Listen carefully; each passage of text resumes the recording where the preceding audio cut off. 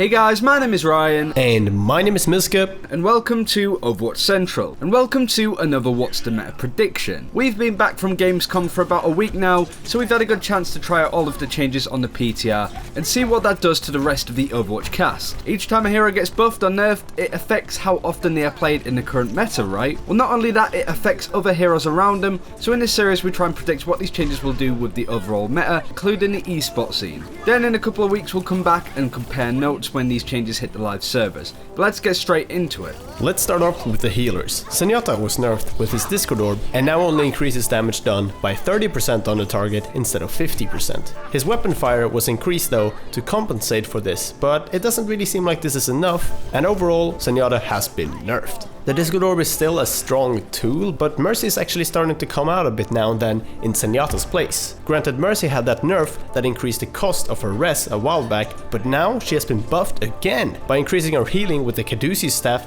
by 20%. Will it be enough to knock Zenyatta out of that S rank slot in the pro scene? Well, it remains to be seen, and we won't actually know until these changes go onto the live server, and then there have to be a few games played as well, so maybe in 2 or 3 weeks we'll know for sure. Next up is Lucio, who has been nerfed. His Amp It Up speed boost has been reduced by 30%, making the increase 70% from the normal move speed instead of 100%. It's overall visibly slower in his playstyle, but not really enough to knock him off being a good, reliable pick, and he's probably still the most reliable support in the game. He's still one of the few that can easily engage and disengage with his team. Symmetra may get picked more on defense now, with the stopwatch time bank element being added to Season 2 Ranked. It means that she can stall for a good amount of time if she can get her teleporter up, and actually it might be worth a try. And last but not least is Anna, who can do great work if played correctly, but in terms of consistent healing she's not really quite up there. We might see her more though due to other support nerfs, and the support section seems more balanced than ever nowadays, but it definitely has had a bit of a shuffle in this patch. Now, offense heroes. The obvious change is Genji. We would say that he's really not going anywhere in particular. Yeah, sure, he's had his wings clipped, but honestly, good effective players can still do good work on him, so expect him to still be used a lot. McCree has been nerfed, and this nerf has been a long time coming. Instead of McCree always having 50% charge left on his Deadeye if he doesn't use it, it drops all the way down to 0. This will have a big effect on McCree in the pro meta simply because the ult is used more to make space and zone enemies as opposed to getting kills. Most of the time you see these pros just cancel their ults, as all they want to do is to make space for their team to move in. Now players have to be more reserved with their ults, and I just don't see McCree staying where he is because of that. On a similar note, Soldier has been buffed slightly, with the spray from his weapon resetting much quicker, meaning that his consistent burst damage is a lot higher and is a lot stronger from distance. Before we saw those major McCree buffs, Soldier was king, and I wouldn't be surprised to see Dad return soon again. Reaper and Tracer will both find their footing and will still find consistent use, especially on control map. Pharah may return slightly if Zenyatta and McCree take a backseat,